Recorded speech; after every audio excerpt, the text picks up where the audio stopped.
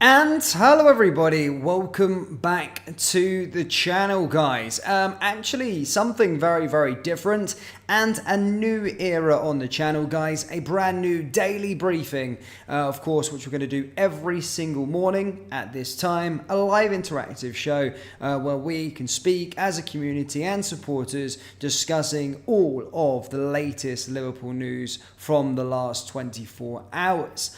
So guys, if you are just joining us, please take the time to come in, introduce yourselves, of course, in the live chat, hit the like button, hit the subscribe button, and basically, yes, we'll get on with today's show. Now, of course, bear with me today. This is the first time I've kind of been doing like all the graphics and being live. Normally I just record the videos and then upload them. So yeah, just bear with me. There might be a few teething issues with regards to changing scenes and stuff like that. But we'll get there as a community going forward. But guys, if you can, first and foremost, introduce yourself and let me know where you're watching from down in the live chat, or if you're watching this on a replay, let me know down there in the comment section below. But yeah, quite a lot of stuff to go over today. Of course, we're going to be going through the blow that we've been hit with. We're going to be discussing that and how that could potentially derail us, or if it would derail us. We're also going to be going through an international roundup. A lot of Liverpool players were involved on international duty last night, so we're going to be discussing all of those. We're also going to be going over what Luis Diaz's father has said with regards to Real Madrid and a few other bits and pieces within the Liverpool space. There actually is quite a few small bits and pieces with regards to FSG potentially acquiring a new club as well. So there is a lot to go over, but yeah, for those of you just joining in now, hit the old like button, hit the subscribe button, and as stated guys, I'll get on with this one. Ellen says, hi, good to see Abu, good to see Liver Legends. Any news on Robbo? We're about to discuss that very soon. Melvin says, hi from South Wales, good to see Gen LFC as well. Good to see you all guys. Right, let's get into the first part of today, and that is, let's hope this scene change goes.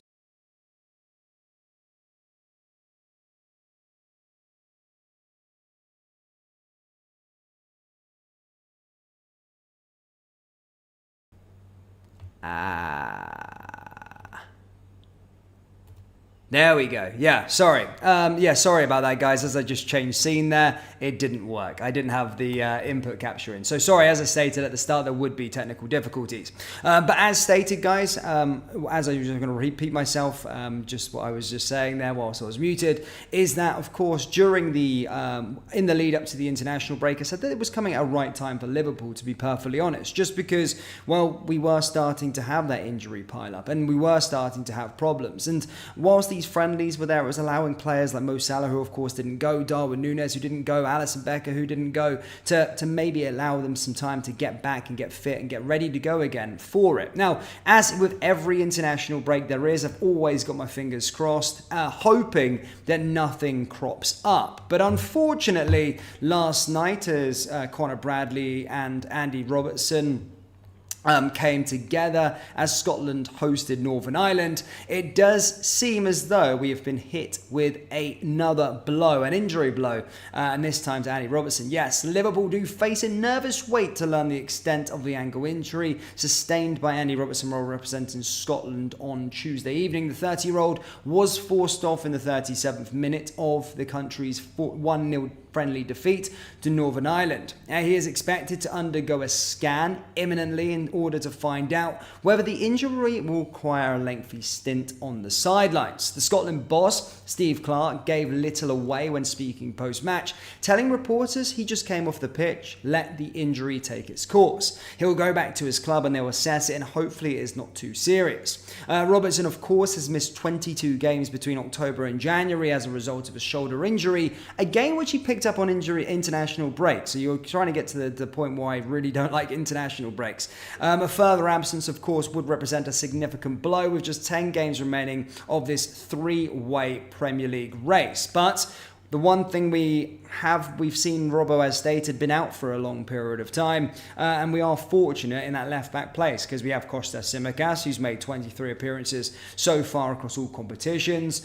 as he served up in the backup. Meanwhile, Joe Gomez has also emerged as an alternative option, impressing while Robertson and Tsimikas were both out of action early in this campaign. It does remain to be seen which of these Klopp goes with, should he be without his first-choice left-back for the visit of Brighton to Anfield on Sunday, as now that looks likely. So it does look, just by looking at his face, it did seem not good. It didn't seem that good. You can kind of tell in a player's face, the way that they go off, the way that the face reflects if they're going to be out. And to be honest with you, it didn't look great on that regard. I'm super... I don't know what's going to go on with him, but hopefully, as stated, it's not serious. But I do feel that we are in okay hands with our deputies. But you just don't want any more injuries piling up going into this sort of running, because it's such an important time for Liverpool. Guys, am I still muted? I'm still fine. I can see it working. Guys, if you haven't already, hit the like button, the subscribe button, please do. And if you are just joining the live chat, as stated, let me know where you're from, where you're listening from, and do you think Liverpool will win the title this season? Yes or no? Let me know down there. In fact, I'm going to create a poll, but just before we go into the new one, what will Liverpool win this season? Title, put Prem, Europa, and both, and then you guys can have your say. I'm interested to see what you guys think we'll end the season with. So let me know down there. But yeah, if you are just piling in, guys, hit the like button. If you want to spark conversation with anything, we can go off on a bit of a tangent. As I said, it's not going to be like an 8-minute video as I usually do. It's going to be a bit more of an interactive show. And as I said, I kind of want to build a bit of a community here on this channel. Now, whilst we've spoken about the immediate problem, that of course is Robbo, looks like he's going to be out. It does seem that way, just by his face and the way the injury was. It does seem he won't be ready for the game on Sunday against Brighton. So that's a bit of a blow towards it, because Robbo is our first choice left back for a reason. Despite us having some decent replacements there, he still is our best player. However, whilst on international duty, Mr. Conor Bradley, yes, against Andy Robertson, Scotland, managed to get his first goal for his country. Yeah, really good to see. As I said, he said after the game he was absolutely buzzing after his Northern Ireland goal was enough for Michael O'Neill's side to beat disappointing Scotland 1-0 in a friendly at Hampden Park. The deflected shot from Bradley in the 32nd minute put Northern Ireland in front against the run of play, and despite having more than 80% possession, Scotland could not find a way back as their winless run stretched to 7 games to leave big questions over the Euro 2024 preparation. For Bradley, though, it was yet another big moment in his breakthrough season as the Green and White Army enjoyed their first win at Hampden Park in 50 years, and the 20-year-old became the first Liverpool player to score for Northern Ireland in, guess what, 110 years. He told BBC Sport, "I'm absolutely buzzing. I don't think I could even dream of it would go the way it did. To get a 1-0, it's fantastic. A great night all round. I was just hoping it would go in, and I was buzzing when I've seen it go into the top corner. I don't even know what happened after that." Bradley, already the first player to turn out for Northern Ireland since Sammy Smith in 1954, came the first Red to score for his country since Billy Lacey in 1914. He said, "That's crazy. I know I was the first Northern Ireland player for Liverpool in about 70 years, and that's even madder, to be fair. To win and Bradley goal underlines the sense that this is a new Northern Ireland side building for the future. They came into the game on the back of an encouraging 1-1 draw to Romania on Friday, and have held their own against two sides heading into the Euros this summer. And this is good to see that he is carrying on off in the right manner." So, right, really good stuff to hear there with regards to Conor Bradley. I'm glad for him, and as stated, this to represent his nation, a big win as well, let's be perfectly honest, against Scotland as well. You know, they're probably the more inferior side. So Conor Bradley getting the best, of course, of Andy Robertson's Scotland. However, they weren't the only players, of course, involved in international duty. There was quite a few, let's be perfectly honest. And to be fair, I haven't prepared my graphics for this one, so just bear with me. But as stated, it has been a busy final day of the international break, with more players also scoring other than Conor Bradley, whilst also Dominic Szoboszlai receiving a Man of the Match award, which was really good to see. Szoboszlai netted for his country as he opened the scoring in a 2-0 win for Hungary over Kosovo, captaining the side in a role that saw him regularly drift to the right back. The victory remained his unbeaten record since taking the armband for Hungary, stretching to 14 games. Luis Diaz's Colombia are no longer unbeaten though in international football, as they lost to, as with that expected, with 21 games, with a 3-2 win over Romania. Diaz played 67 minutes at the Wanda Metropolitano in Madrid before being replaced by Rafael Santos-Borré with his side 2-0 up. Elsewhere, Joe Gomez made his second substitute appearance of the break for England, but played 80 minutes as he took over the injured John Stones early into a 2-2 draw with Belgium. Virgil van Dijk played his second 90 minutes in 5 days for the Netherlands, with Cody Gakpo coming off the bench in the final 15 minutes of their 2-1 loss to Germany. And another centre-back, Ibrahima Konate, made his return from an injury layoff as he started and played the full 90 minutes in France's 3-2 win over Chile. So good news there for regards to Konate. That's fantastic to hear with regards to him, because he's been fantastic. I think with Virgil van Dijk, he's probably our best centre-back partnerships, and of course has been missing for the last 4 games, 3 games for Liverpool, but a game there in the international break as well. So good to see him return again, and hopefully he'll be ready to go for that game against Brighton. So yeah, positive news there on Konate. Alexis McAllister was another player who managed to score as well, as Argentina beat Costa Rica 3-1. Kelleher was an unused though as the Republic of Ireland suffered a 1-0 loss to Switzerland, courtesy of a goal from ex-Liverpool player Shaqiri. At youth level though, Harvey Elliott again proved he's outgrown the England under-21s with 2 assists and a 7-0 thrashing of Luxembourg that also saw him pull off a ridiculous volleyed Rabona pass. It was fantastic. I'll speak a bit more on Harvey Elliott in a moment, actually. Like Elliott, Jarell Quansah played the full 90 minutes as he helped keep a clean sheet with Tyler Morton unused. And then finally, guys, in terms of this international roundup, Katie Gordon and Luke Chambers both started as England under-20s beat Czech Republic 3-1, the latter playing 90 minutes in the game that saw Bobby Clark miss out. So, sorry, I've still got Conor Bradley cutting about on the screen there. So as you can see, ladies and gentlemen, of course, busy period of time for our players. They've, of course, been doing well. It's good to see them doing well as well, and making the headlines and representing the badge away. So happy and really fantastic to hear with regards to that. But I just wanted to touch upon Harvey Elliott here. I know Luis Diaz is on the screen, guys. So it's my first live show, and I will get better at this transitioning and stuff, and I will get more images loaded up. But Harvey Elliott, of course, he's played over 100 games for Liverpool, senior appearances. It's really about time now that he needs to get out on the under-21s. Obviously, for copyright reasons, I can't show the Rabona volley that he did, but go check it out. You can probably see it on X, or you can go see it on YouTube. But absolutely fantastic, Harvey Elliott as well. And again, I'm not going to begrudge Kobe Mino because he was quite good. It was perfectly good for England, got the Man of the Match award. But certainly there must be a conversation to be had very, very soon with regards to Harvey Elliott that he should be getting a senior call-up. As stated, I do think he's been fantastic at club level, and of course under 21s. He's far too good for that level.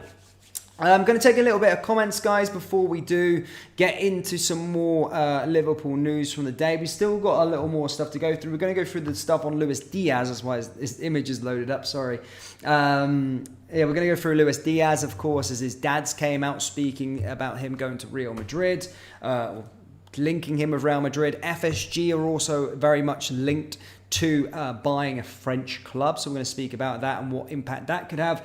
We'll also maybe going for a few bits more. We'll go through the Liverpool news, and this is what we're going to do every day, ladies and gentlemen. So do join us, as stated, this time every single day. Going to be going through all the latest Liverpool news from the last 24 hours and really try and create an interactive fan community. Get to know one another, and yeah, as I said, I want to see some the regulars down here as well, and it'd be great to, as stated, create a nice little community here on the channel, and as time goes on we'll get better. But I did the poll, by the way, and what will Liverpool win this season? 15% of you said the Premier League, 12% just said of you the Europa, but 73% of you said both, so that's great to here. Now let's move on to Luis Diaz. Now, whilst we have been on the international break, there has been a lot of talk on Luis Diaz's future, just mainly down to a certain journalist called Fabrizio Romano. Look, Fabrizio Romano is a very reputable journalist when it comes to transfer news, and 9 times out of 10 usually has it correct, or usually gets it right. And obviously we've heard the links about him going to Paris Saint-Germain, or Paris Saint-Germain being potentially interested in him as a potential Mbappe replacement. Now, Luis Diaz's father has now come out and stated that he would like his son to potentially move to Spain. He said, we have not lost hope over a move to Spain. Now, that, of course, grabbed the headlines, but they aren't as sensational as made out. A lot of Liverpool fans panicking on social media. And if you do Google his name currently, you may be led to believe that his father was openly touting the number 7 for a transfer to Spain and possibly Real Madrid as soon as possible. However, journalist Fabrizio Romano was among those to circulate the claims on Twitter, with Diaz Sr. quoted as saying, "We haven't lost our hope yet. Lewis is playing well, and Spanish clubs are always active in the market." Is this what he said? Of course, those quotes, which would have attracted millions of views, were taken out of context slightly. The Colombian did discuss Diaz's chances of playing for a Spanish club, specifically Real Madrid or Atletico Madrid, but he did not actively push for a move. Diaz Sr. spoke in an interview with Spanish radio station Candena, during which he was asked about whether a move to Madrid was likely before he joined Liverpool. He stated, "I was not aware that there were anything positive Madrid clubs. I heard things, but I never knew if there was anything else," he explained. With Liverpool, everything was more precise. The directive was more precise for Lewis to get there. He hoped that he could come here, and Falcao has already been there, James Rodriguez too. In the end, it didn't happen, but hope has not been lost yet. He is playing well and the clubs are active. So, yeah, an interesting one there, speaking about Spanish clubs. As stated, no one said that he wants to go. That was all prior to joining Liverpool. But of course, like a lot of the South American players, guys, they're going to have dreams to probably represent the Spanish clubs, because that's the teams that you usually watch, if I'm being perfectly honest with you, on their TV. You see all the Brazilians, they all want to play for Barcelona, Real Madrid, and, you know, he's probably the same in terms of Luis Diaz, probably the league that he watched when he was younger. So it's not really a surprise to have ambitions, but I think Diaz, of course, we're going to start to see the better of him going forward. I do like Diaz a lot as a player, and if you haven't already checked out my other channel, Panenka, we did a bit of a deep dive into the player and stated that he is on his way back again to becoming a good player for us once more. Of course, you know, some people have doubted his contributions so far this season. People may have doubted him so far this campaign. But one thing for certain is at least he's trying things. He's attempting things. He just needs to polish up that shooting, in my personal opinion, and he'll be good to go. I really do think and hope so. Now, okay, right, let me jump off this one. Sorry for my transitions. This will be seamless as we do move forward, troops. Not like that, because the camera's gone. But let me try and sort the camera out again. I'll get there. Whilst I'm sorting the camera out, guys, hit the like button, hit the subscribe button if you are new. Right, there we go. There's me back again on the sort of full screen. But as stated, guys, there is a bit more news within the Liverpool space. We've done the international roundup. We went through a bit of an injury blow in regards to Robbo. We went to the positive news with regards to Konate. But now, of course, we do have the weekend. It's on its way. We are on Wednesday now, troops, at the end of Wednesday. And we are on the other side. Players will start reporting back to training. And we'll be going up against Brighton. And, of course, the referee and VAR has been confirmed for the game. And a little disclaimer, it's 2 unpopular picks among the Liverpool faithful. Yes, David Coote will referee Liverpool versus Brighton in the Premier League on Sunday, with 2 highly unpopular officials named as a part of the team. Liverpool are back in action this weekend for their first of 10 games in 35 days, with Brighton the visitors to Anfield. With the international break following a deflating 4-3 loss to Manchester United in the FA Cup, Klopp's side will look to take out their frustrations that have stewed over 2 weeks. The Premier League have now confirmed the officials appointed for the 2 p.m. kickoff, with Coote refereeing a Liverpool fixture for the second time this season. His only other game in charge was the 2-1 win over Fulham in the first leg of the Carabao Cup semi-finals, though he has been involved in controversy in other roles. It was Coote, of course, who failed to recommend a penalty for Martin Odegaard's handball in the 1-1 draw between Liverpool and Arsenal back in December when he was on VAR duty. Referee Referee chief Howard Webb has since admitted that incident was a mistake, though did not stop Coote from being appointed VAR for 2 more Liverpool games in February, including the reverse fixture against Arsenal. VAR for Liverpool versus Brighton will be Paul Tierney, whose name needs little explanation when it comes to issues with Jurgen Klopp's side. Coote's assistant referee are Tim Wood and Mark Scholes, with Craig Pawson in place as 4th official. Supporting Tierney in the VAR booth is Dan Cook, who was assistant VAR for the partial Luis Diaz offside in the eventual 2-1 loss to Tottenham back in September. So yeah, Cook at that time was of course demoted for a lengthy period of time and now has come back. So he'll be back resuming duties once more in our game, but of course we need to not worry about the officials in place and just make sure that we're taking the frustrations out and getting the job done against Brighton this weekend, which I'm very much looking forward to. I've been having a bit of Liverpool withdrawal symptoms and stated I'm still stewing a little bit, like many of you guys are, on the results, of course, against Manchester United. So hopefully we can go there and really get the job done. Now, lastly, as I was stating, in fact, I don't really need anything for this one because I know it off by heart. But, of course, the multi-club network, multi-club thing that's been on everybody's lips since Michael Edwards had announced that he was returning back to the football club. Of course, look, Michael Edwards, very famous within our club, and I've got a video a bit later on with regards to our transfer strategy later, and Michael Edwards and all these kind of things.